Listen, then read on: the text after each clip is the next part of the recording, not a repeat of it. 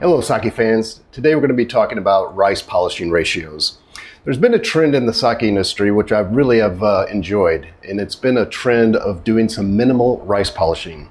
A few years ago there was a brewery that actually polished rice to 1%. So what that means is that they took that grain of rice, they polished 99% of that rice away. What was left was almost like a speck from that rice grain. So the core center of that rice grain contains the shimpaku. That's where the starch is. The outer part of the rice contains fats and proteins. So generally speaking, the more you polish the rice, it makes a more refined sake. The higher grades of sake, the daiginjos, the junmai daiginjos, those need to be milled to at least 50%. And some of the better ones, the more refined ones, even go beyond that requirement. Don't be confused. That doesn't mean it's going to always be the best sake. By that statement, some of these are my favorite sakes. This Shichida, this has been milled to only 75%. This is a very unique sake. It's exploding with flavor. It's milled to 90%. This particular sake, this is milled to 90% also. It's from Tsuchida.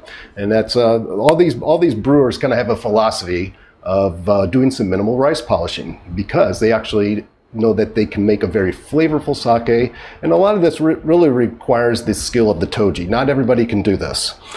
This sake in particular, quite sweet, but not sugary sweet, not cloying sweet, lots of flavor. And this is milled to 80%. And then finally, this sake, very unique. It's not 99% milling, it's actually 99% koji rice, but it's milled to 70%. So again, these are all great examples of wonderful sake that are well made, and they do minimum rice polishing. So the thing I want you to remember is that don't always judge a book by its cover. Just because you find a sake that's milled to say 50%, it's in the daiginjo category, that means it's going to be superior to say a sake that's milled to only 75%.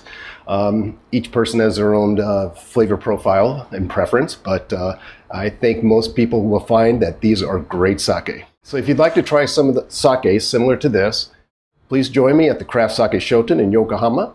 The link is below. See you there.